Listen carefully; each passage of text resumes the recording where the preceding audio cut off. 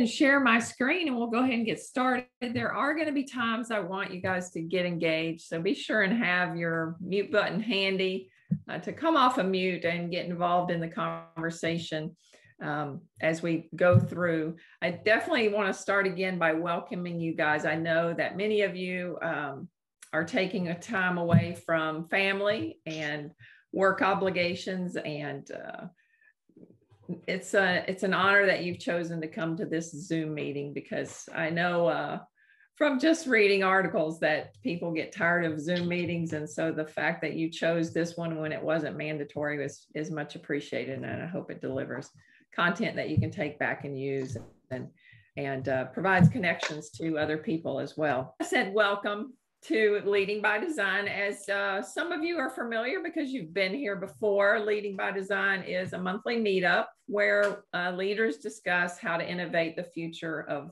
how their companies work. And this is our third one. It would be our fourth one. We had a little technology glitch last month, but so we just took the topic over, which I try to do a poll or gather information from the people that come to the meetings as to what topics are of interest to them. And so far we've done adaptability and how that is impacted through design thinking and the leadership challenge of that. The second one we did was how to remain connected and create a culture and loyalty in a virtual world, which both of those were really good and engaging conversations. And today, of course, we're talking about how to tame egos to keep collaborations on track. All of them, if you missed some part of this, if you have to hop out to go, certainly understand that. They are available on YouTube. This will be later on, and I'll share it on LinkedIn as well. So that is what leading design is. And so our challenge, as I mentioned, is dealing with egos that derail collaboration, projects, and innovation. That's what we're going to talk about today. And because this meetup is kind of a mashup of leadership and design thinking, you know, where those two things can be used in unison to create better performing teams and better performing organizations, we always start with the challenge, and then we turn it into, as all good design thinkers do, a leadership vision statement. And so the statement, which was shared in... Hey, Yara, that fucking... Oh my God, I'm not in mute. Talking that might need to mute. Anyway, the vision question that was shared on LinkedIn was, how might we tame egos so collaborations and innovations stay on track? And so this was the statement that was put out there. But to those of you that are design thinkers, and perhaps you use that quite regularly with product design or others, like people just mentioned, can you tell me, is that an effective design thinking vision statement? Yes, actually, I think so. It is. It has to deal with the empathize stage of design thinking. So ego, it's against empathizing. So yeah, I could consider it a design thinking vision statement, definitely. Well, anyone else disagree with Andrea? Is this a design thinking vision statement?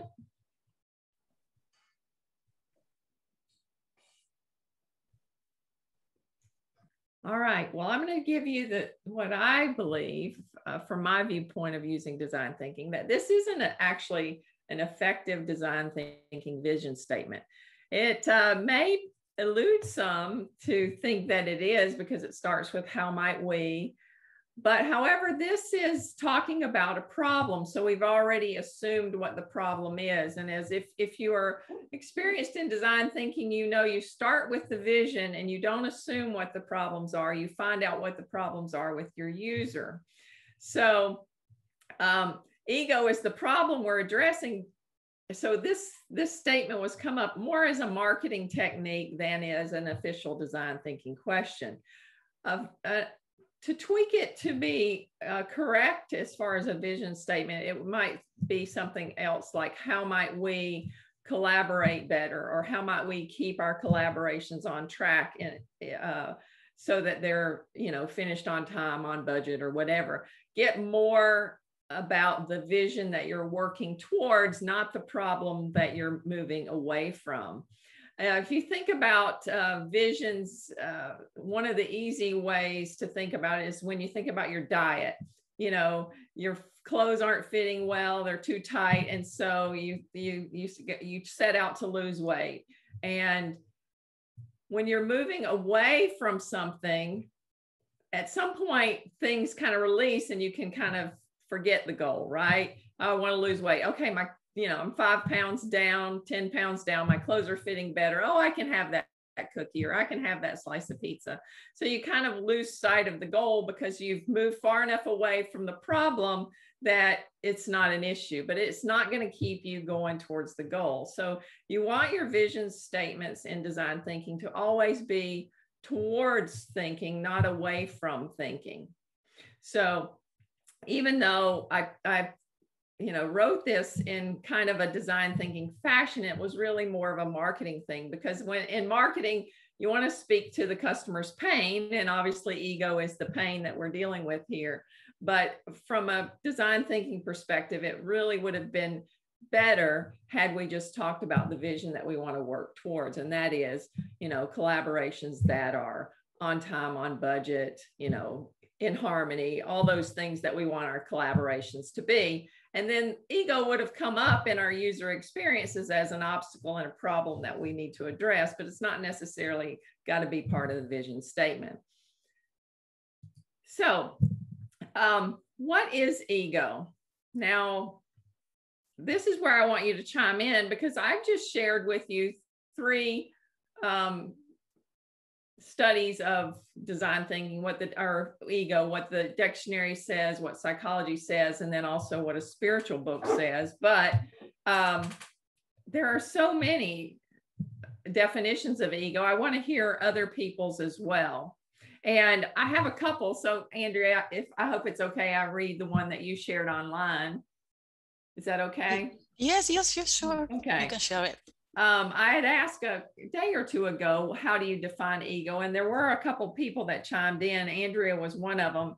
And she wrote, I think ego as the self in contact with our surroundings through our perceptions and biases. It's also an empathy killer, since empathy is crucial to establish good relationships.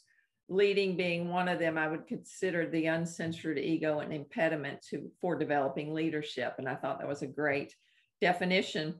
Another person, Shauna, are you here? Shauna shared the definition that ego can lead us to the belief that one idea is the best way forward and act as a barrier to openness of integrative thinking. And I thought that was another great definition of ego. Is there anyone else that would like to share their definition of ego?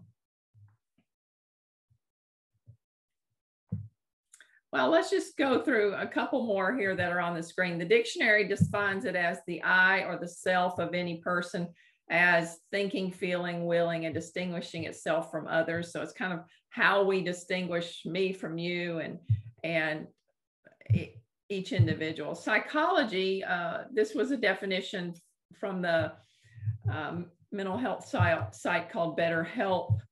It's called ego is the part of us that perceives reality. It's the rational part of our mind. It identifies what's happening around us. And then I shared a slider in the feed of the group of this book by Lisa Bourbeau. And I'm trying to get your pictures where I can read my slides. Sorry. The ego is the sum total of our beliefs that prevents us from being ourselves. So it's a conditioning of sorts as to how we have been conditioned. The ego is our personality, and it's that personal identity that is developed in us between the ages of 0 and 7. So when we talk about ego, we are usually referring to the rude, arrogant person that we are are not happy with at the moment that is acting out or being emotionally irrational. But ego actually entails not only negative parts of ourselves, but also all aspects of our personality. So what's the tripwire that takes us from being this awesome personality that we have to this rather dark side of our personality? So our personality is what it is, but there is a tripwire that takes us from the good parts of our personality, those things that, you know, make us unique, bring those gifts and talents that we bring to the world. But there's a tripwire that takes us into the darker, not so nice, unkind version of ourselves that we all can get sucked into at some point. Does anyone know what that tripwire is? Would it be something to do around insecurity? That certainly plays a part of it. Anyone else? Consciousness. Consciousness. Elaborate on that a little bit more, Sony. Consciousness of the feeling of being pride or superiority to others. Okay, that certainly has to. That is a manifestation, if you will, of ego. When we see ourselves as superior or better than another person, we are said to be in our ego. The flip side of that is true as well. When someone thinks they're less than or not good enough or perhaps substandard to another person, that person is in their ego as well. It's not frowned upon as much as the one that's arrogant and feels superior, but it is a part of the ego. Actually, the tripwire that takes us from the best of ourselves, the best of our personalities, to the worst of our personalities is fear. And it is a subconscious or an unconscious fear. So it is that fear that perhaps we're not even aware of, that happened from some type of trauma during those years that the ego is developed from 0 to 7. So it's why, you know, you can't, for instance, if I noticed, you know, Andrea dropped off the line. My ego, based on some trauma that I may have experienced, may begin to tell me, oh my gosh, she didn't like it. It was no good. There was no value in it. She left because, you know, she was bored. So my ego would get turned on because of a past trauma. So what happens is, and oftentimes we don't even recognize that what that trauma is, or that it's been tripped. We just know that in a quick second, we can go from, you know, being happy and excited about what we're doing to, you know, offended, angry, reactionary, and so forth. And so it's really an awareness game for becoming aware of the ego, and not looking at so much as what's happening in the other person that caused this emotion to come up in us, but what's happening in us. You know, what did we believe about the situation that caused that type of reaction? And we're going to go into that a little bit deeper here.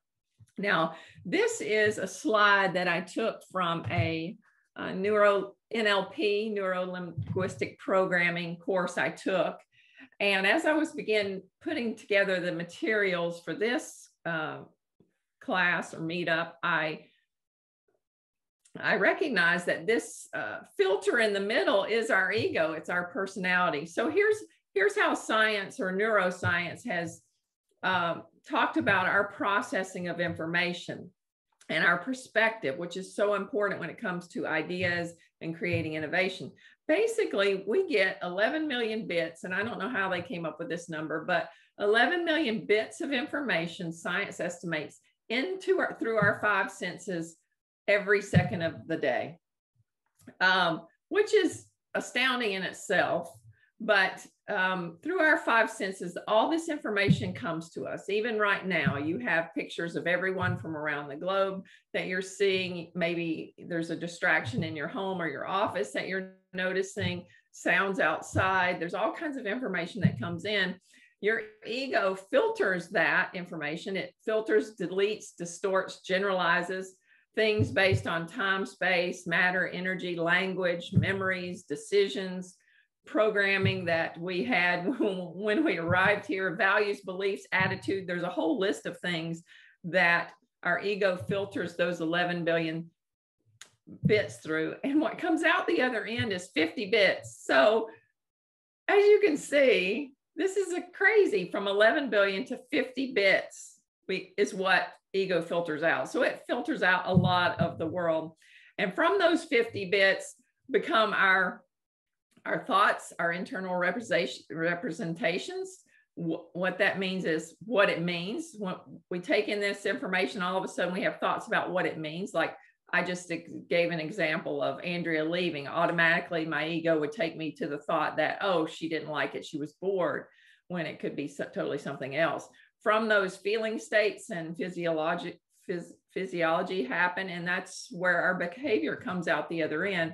And it's amazing that the brain does this all within seconds. I mean, it doesn't take, if you've ever been around someone who's not very self-aware and somehow their ego has been tripped, you know that they can go from happy-go-lucky to in a rage in seconds.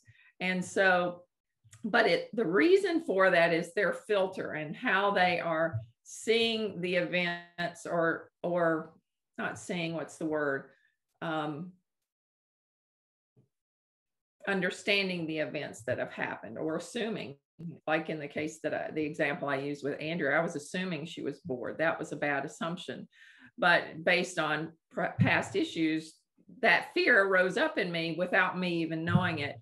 And that was a thought that could, in fact, become a feeling state and actually behaviors. Any question about this before we move on? No, it's okay. It's pretty clear.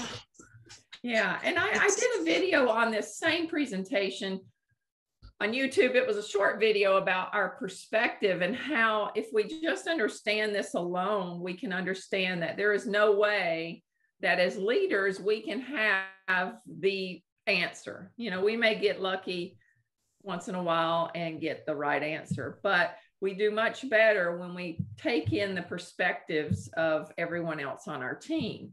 And that's where leading by design comes in, because you can see how limited our perspective is. No matter how smart we are, we all still each have an ego, and that ego will filter out things that's gonna either help or hurt us, and thus help or hurt the idea. And so it's important to recognize that because this is happening, the need to empathize with our users, with our employees as leaders is more crucial than ever. And it's also helpful to understand this about them as well. Sometimes it's easier to understand about others than it is about ourselves, but certainly the inner work is definitely helpful to get past this. So it's important to know we all have great parts of our personality and those things that make us proud. You know, like I have a pin board of my personality, and so there's all these things that I do really well. And if I ever, you know, have a down day and I want to feel good about who I am, then I go and look at, okay, I do this well and I do this well. But what happens when it's tripped? And so you don't have to know that as a leader when you see the ego happening for an employee, that, you know, you don't have to know what the trauma was, what the fear is. All you have to know is they need to come back to the present moment to be able to release those emotions, even if they don't know what they are, and get focused back on the goal at hand or the project that you're working on. What happens to most of us quite often is that we get caught in the ego crazy cycle. And so what happens is one person's unkind out of fear, you know, something gets triggered in them, so they're unkind. And then instead of stepping back and being compassionate and thinking, oh, something's triggered fear in them, let me be compassionate and, you know, kind of help them back into the present moment, back into the best of their personality, we react. And so when I say we react, it's our ego reacting. And so because of their reaction to us, we feel threatened, and then we react in kind. And so it just begins this crazy ego cycle. And this is where conflict happens in our teams.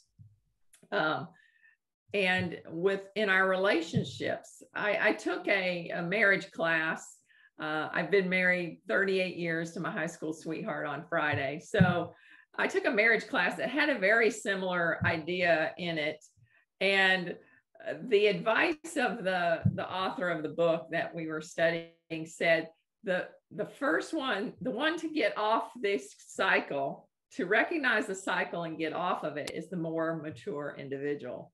So I think it applies to egos as well. When you recognize that, oh, wait a minute, I have reacted to their ego with my own ego, and now we're on this crazy cycle, you can be, in fact, the more mature person and get off the crazy cycle and get back to, okay, here's the goal. How can we work together? How can we understand one another better? Go to that empathize phase of design thinking to really understand their viewpoint, their perspective, and what they bring in a positive way to the goal. So any questions about the crazy cycles? Raise your hand. I think there's an emoji. You can raise your hand if you've ever been caught in the ego crazy cycle. Yeah, I know I have. Yeah, a few hands raised. Well, I'm glad I'm not alone. It's nice not to be in isolation, but now you know that you can get out of the crazy cycle by being the more mature individual and being compassionate and showing empathy, which we're going to talk about more in a few minutes. So there are faster ways to a hypersensitive ego. Obviously, our bodies are an amazing mechanism, and when they're not kept at their optimal, it can really push, it can make the buttons of ego get pushed very quickly. So for instance, you know, if someone said something to me and I'm well rested and I have food and I'm not over anxious about something or thinking too much about something, I would not think twice about their comment. But if any of these things are happening, if I'm hungry, you know, hangry, if I'm hangry, if I'm anxious about something, if I didn't sleep well last night, or if I'm thinking too much about something, then that little comment can set me off very quickly, because all of it's connected. I think we talked about in a number of these how we are mind, body, and spirit. When those three things are aligned, we are at our optimal. We are working in the best parts of who we are, our personality. And so these are four of the things that can really throw us off and make our ego hypersensitive, because our body, our physical body, is out of alignment. So therefore we can't be in the best possible place for ourselves. Does anyone think of any other instances that may cause our ego to be hypersensitive?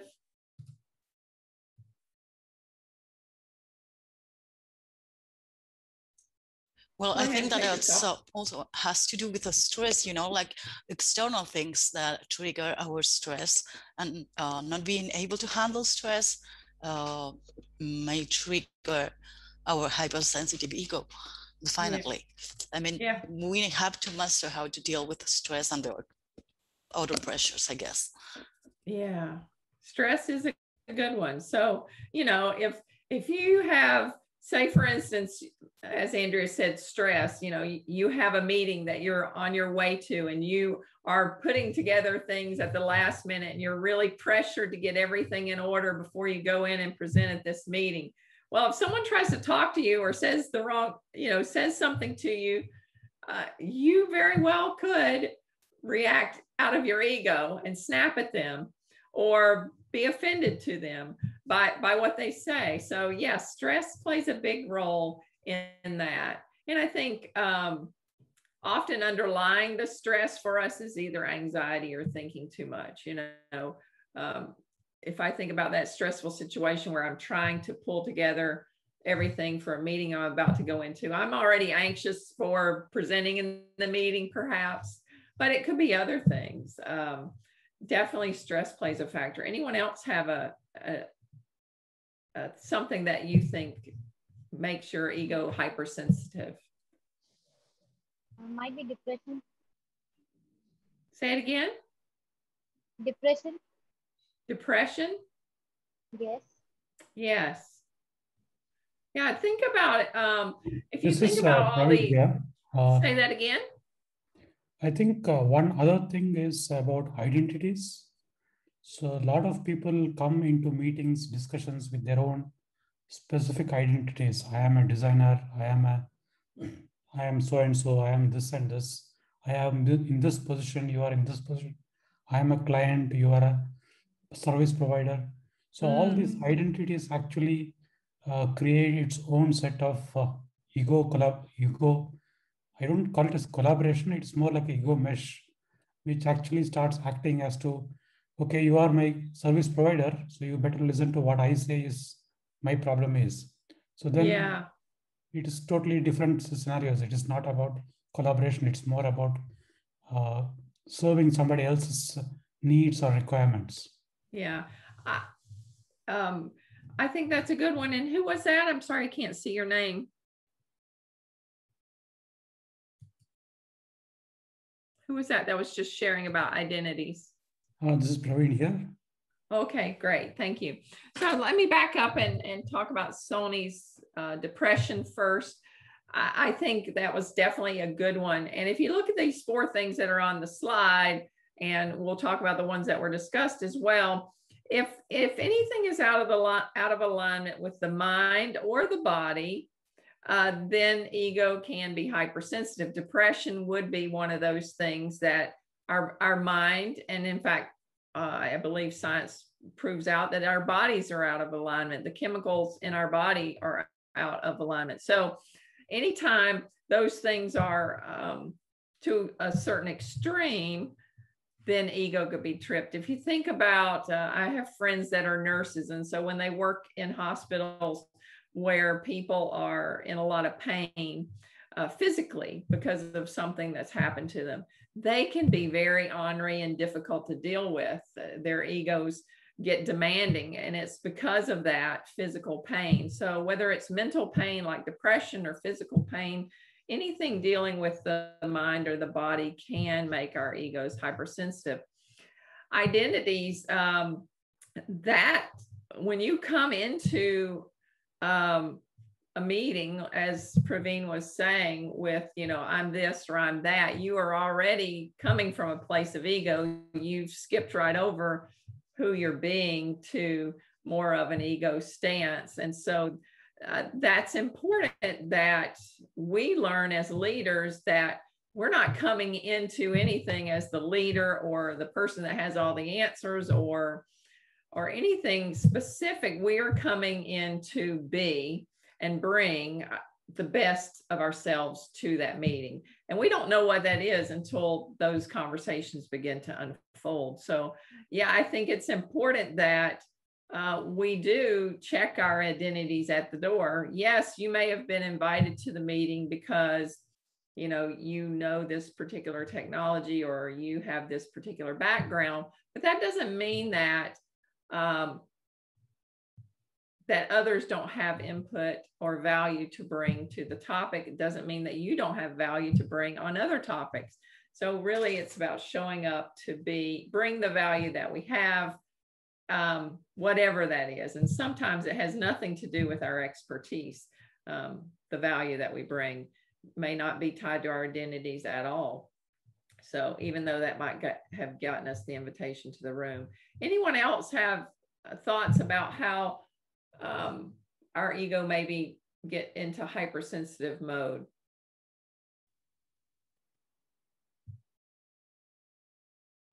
All right. I do have something to share on this. I think an environment also plays a role in because environment that we are living in, be it a positive environment or be it a negative environment, that also impacts our mind and that also impacts our productivity on the work we are doing. So I think the environment we are living in, that also plays a vital role in the hypertensive ego. Yeah. So. Yeah. If you don't feel safe in your environment, then obviously ego is all about feeling threatened. And if you don't feel safe in your environment, that translates to the ego feeling threatened. So, and that's what turns it on. So environment plays a big role. besides Sonia, it might be it is a peer pressure also. Sometimes it plays a important role for ego. Peer pressure. Tell me more about that one. Since small, we, our parents always encourage us, you should see the first boy. You should be always like, from the childhood, we are always been pushed seeing the first boy first. So if any of our team is, have done very well and they are being appreciated, sometimes, it becomes, the pressure comes on. So that happens to me. Peer pressure. Okay. I like that one. And I can see where ego would want to fit in, I suppose, so that it would feel safe. So yeah, that would probably make me think for a while, but a good addition for sure. Anyone else before we move to the next slide? You know what? I was thinking that the situation we are living worldwide with all of these pandemic sufferings and changes, and how we have to change our lifestyles, to adapt from work from home, on to deal with health issues from someone. I mean, I guess we are in a stage where we are all more prone to our hypersensitive egos to show up, like globally. And this is a very, very stressful. Yeah. And gosh, there may be someone who could on the line, especially from India, that could tell this story better than I, but I believe it's a Buddhist story about the water. And if you think about the water, if a storm is blowing up, then obviously the water on the top is very tumultuous, maybe a lot of waves and disruption. If you go down a little deeper, there's the current, so things are moving obviously, and flowing. But if you go deep enough in the water, there's nothing but stillness. And this is my interpretation of the story, but the layers of ourselves are that way. Physical being the top of the water, so everything we see outside the physical, it can be chaotic in times of change, like this pandemic. We go a little bit deeper, even the mental, you can see the flow and observe the flow of everything. But when we get to the deepest part of ourselves, to who we truly are, there is stillness. Now, that takes practice, obviously, and discipline to be able to come to that place. And quite frankly, most of our societies, I don't know if it's easier in India than it is in America, but we are so focused on what's happening in the external that we don't go through those layers of, shutting out the external for a few minutes, just observing the flow of thoughts in and out of our lives, and then getting to the pure state of stillness. But in that state of stillness, when we can accomplish, that is where the ego isn't. The ego is not there. The ego really loves to be in those top two layers, but the ego isn't at the third layer because that's our true being. But yeah, the outside often makes, when we are solely focused on the outside, not starting from the place within, then ego can definitely be triggered easily. And, from the news to, what's going on in your family, there's always things happening surrounding us that can cause chaos and cause the waters to be tumultuous, and even the flow of thoughts to go crazy with anxiety or thinking too much. So it's important to get to that last spot of stillness. But that's a good point, Andrea. Thank you so much for sharing. I agree. All right, let's see what's up next. So your turn to share so far what we've talked about, what stood out, what would you like to add? Because we're at the next section, we're just going to talk about design thinking and how we can begin to apply the stages of design thinking. We'll have to do it really quickly because we're about 15 minutes remaining, to egos and what that looks like. So anyone want to share anything before we move on? What's been meaningful to you so far that one of us has shared? I think here we're facing a big challenge, or two challenges. One is identifying that the other person is acting out of their own ego. They are not reacting to us in a bad manner. They are reacting as they are, as their ego. And we should not take it personal. So that's where we have to work with our ego first, to learn that, like, okay, why do we think everything is done for us or towards or against us? So that's becoming aware of our own egos, and realize that the other person is acting out of theirs. That's basically what I see as the challenge. I don't know if I think you summed it up really nicely. Actually, I had put together one last quote I was going to share this morning, and then time got away from me. But I think one of the ways, and you summarized it well, or shared it well, and I summarized it in a quote I was going to share, was when you know your ego is out, or you're acting from ego, when truths and facts become personal attacks. So when someone says something or does something and they're stating a fact, but you feel it as a personal attack, then you know that your ego has been awakened. So it's very true that we have to manage our own ego first, and have compassion for the other person who may be acting in their ego, because we know that some fear has been triggered in them. Somehow their identity has been threatened, and they need to feel safe and comfortable again in order to return to the best of themselves. What else? Anyone else before we move on?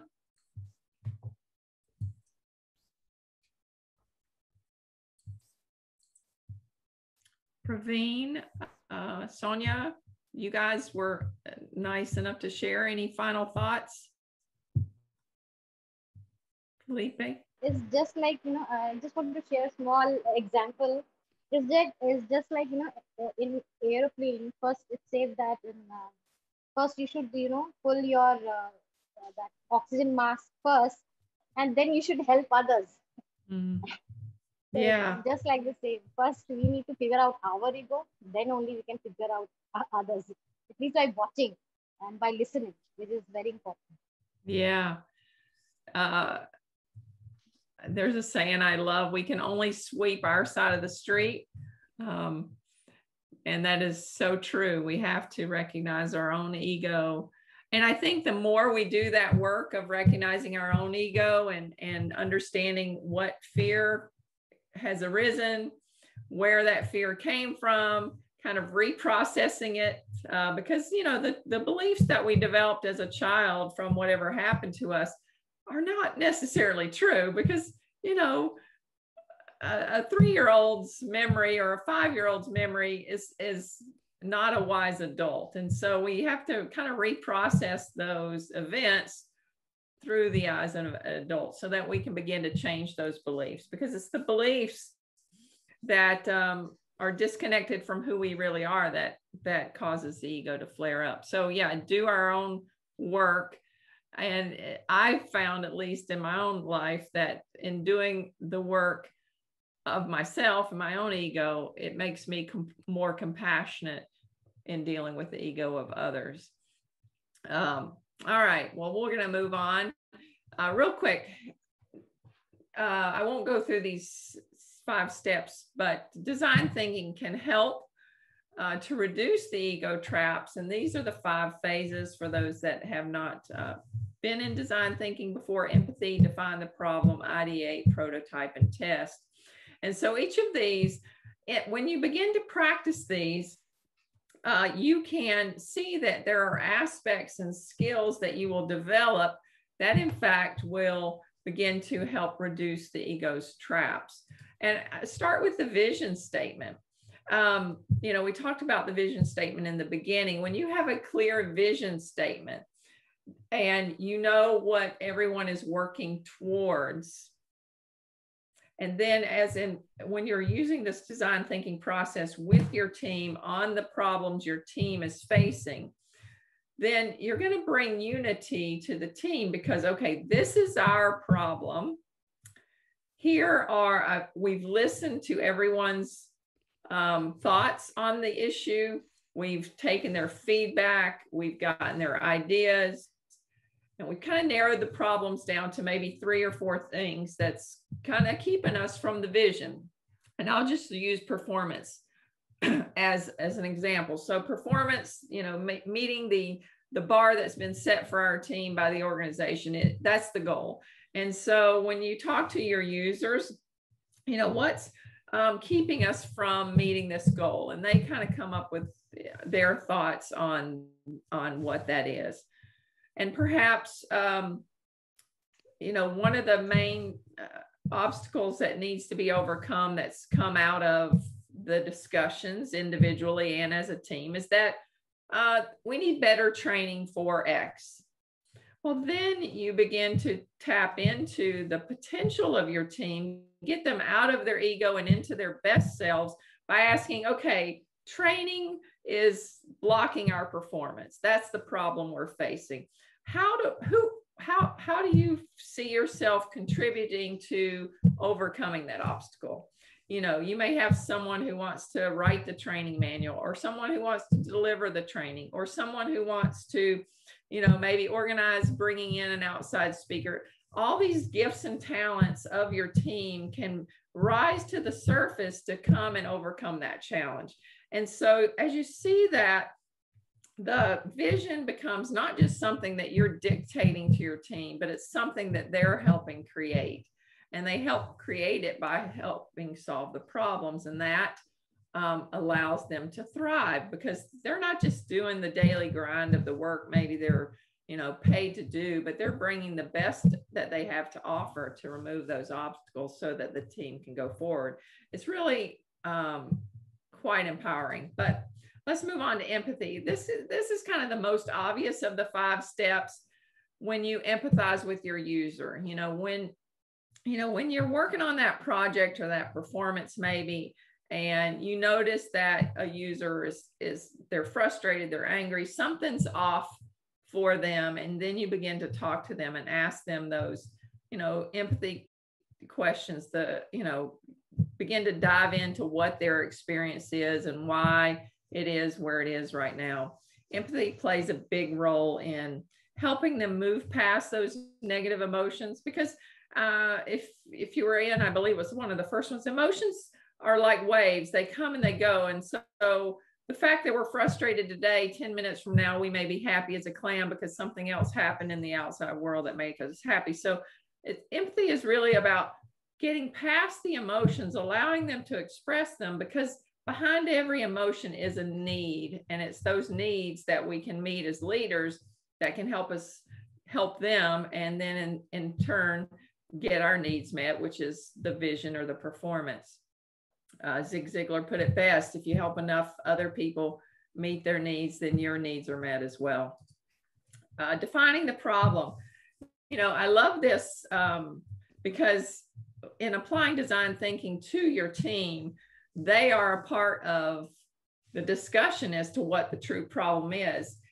If you've ever been involved in a corporation where change management has been fed down the pike, we're changing this and this is what we're going to change. And you're sitting there thinking, oh my gosh, you know, what about this?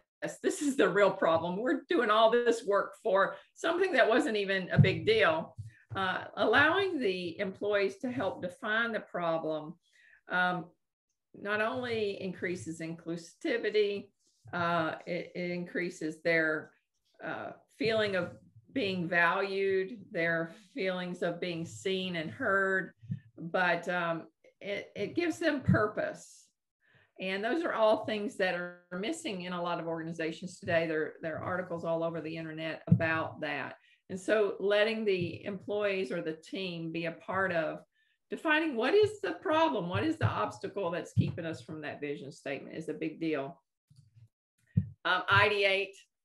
You know, one thing that if you're outside of the world of design thinking, often people will dismiss this phase as, oh, we've brainstormed and it just doesn't work. It's not effective. Ideation is similar to brainstorming, but is not the same. You know, brainstorming is blue skies, anything goes, doesn't matter.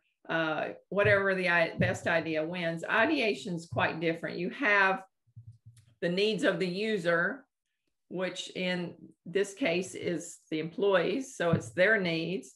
You have the resources of the organization, which is, you know, budgets, technology,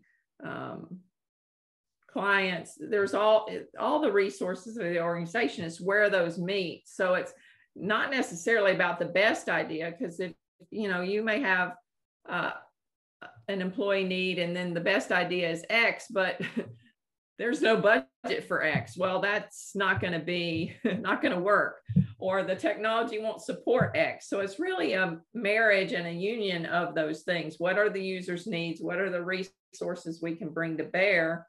And how, you know, what comes out of that is the ideation phase. You know, when I first started using design thinking as a manager, I was a brand new manager and I had zero budget for doing anything. So, you know, my conversations always started with, you know, we need ideas that we can make work without extra budgets, without changing in technologies. And you'd be amazed at the creativity that comes about even with resources so scarce. Because if you're in the creative field, you know, constraints improve creativity, they don't hinder it. And so that's how Ideate works. Prototyping, obviously. When it comes to prototyping on a team, it's going to look a little different than a product or service, because obviously you're addressing the user's needs, which are the employees, and you're addressing the vision of the team. Well, a prototyping, like in the instance of performance that I just gave, prototyping may be, you know, we're going to change the way we do training, or we're going to change the setup of the office so it flows better, or we're going to change, you know, from Monday meetings to Thursday afternoon, whatever the case may be. Prototyping looks a little different when you're talking about managing a team than it does a product or service, but it's still the same. You're changing something based on the information you've gathered in the empathy phase, in the divine the problem phase, and the ideation. So, and then you test it. I can still remember in my first job as a manager, and I was green as could be. I'd never managed a person in my life, but they had been nice enough to give me a team of very experienced people in the banking world that I was dealing with. So I talked to them, gathered a lot of ideas. And one of it was a teller at the time, I was a bank manager. She said, well, what if that doesn't work? And I said, well, we'll try something else. And you could just see the relief fall from her that at some point, somehow they had perfection expected of them. And when we give this mentality that we're going to test and try until we find the one that works for our team or works for what the goal is, you relieve a lot of pressure from your team. When they recognize that an idea failing doesn't mean that they failed. It just means that the idea didn't work and we can go back and tweak it. You really begin to take the pressure off. The problems with performance are not necessarily the individuals. They are the solutions to the performance. The problems are outside of them. And when the problems are separate from the employee, as you can see in this ego situation that we've just been talking about, when the problem and the employee are one, then the ego is going to feel threatened. They're going to go, oh my, you know, I got to defend myself here. I got to, you know, make myself seem superior. I got to do all these things. Where when the problem is separate, when the problem is, you know, training's not working or this isn't happening, I'm not necessarily the problem. I am the solution to the problem. That's a much more empowering state for us to be in. And so testing is kind of prototyping, and testing takes the failure off of the individual and onto the issue that you're addressing. And so it really does relieve a lot of pressure when it comes to using design thinking as a process for achieving greater work, greater collaboration, innovation within a team. So I think this is our last one. Final thoughts, questions, anyone? I know I've kind of blown through the 5 stages of design thinking, but we're right at noon. And so I want to be mindful of your time. I'm here as long as you'd like to share your thoughts and questions, but if you have to hop off, I certainly understand. Final thoughts. Is it Philippa? Thoughts, questions? Yes. Right. I think it was really great to hear your thoughts on this. I'm currently new at design, actually. But I've worked in several organizations before, and also as a team leader. And I think it's really nice to hear the design thinking approach to this kind of problems that obviously arise when you're working as a team. Yeah. So I think it's really nice I've worked with design thinking, not specifically for this, but I think it's really nice to see the way you can apply that in dealing with the people that are working with you. And I think I'll try to use it for sure. Yeah. I think it's really I think design thinking is, I don't know if it's been put on a pedestal or what, but oftentimes there's the people that know what it is and there's people who have no clue what it is. And design thinking is just a fancy term for creative problem solving. Exactly. So it doesn't matter what the problem is, whether it's a product that's not working or a team that's not performing well, or something's blocking it. It can be applied in any problem. I didn't realize it until looking back, doing some coaching activities. You can apply it to any problem in your life, exactly. Personal, business, whatever. It's very effective. It doesn't know no bounds that I've found anyway. So thank you for sharing. That's right. Thank you so much for all the sharing. Yeah. Anyone else? Final thoughts or questions? Oh, great. Okay. I totally agree with what Philippa just said. I have never thought of design thinking to be applied in any other fields rather than product designs, like more specifically digital product design. But yeah, so that was, as she said, a great discovery, and something we should give it a try in different instances. So thank you very much for all you shared, Karen, and thanks to all. I gotta leave. Yeah, one area it's being used a lot in is business models, because business models are changing from the silos to a more, I guess, decentralized type environment. So business models is one way, but Harvard Business Review wrote an article, Design Thinking Comes of Age, and it talks a lot about design thinking and its approach inside organizations. So if you're interested in looking that up. Anyone else? Okay, well, thank you so much for each of you coming. Let's stay connected. Obviously, we'll be doing these every month.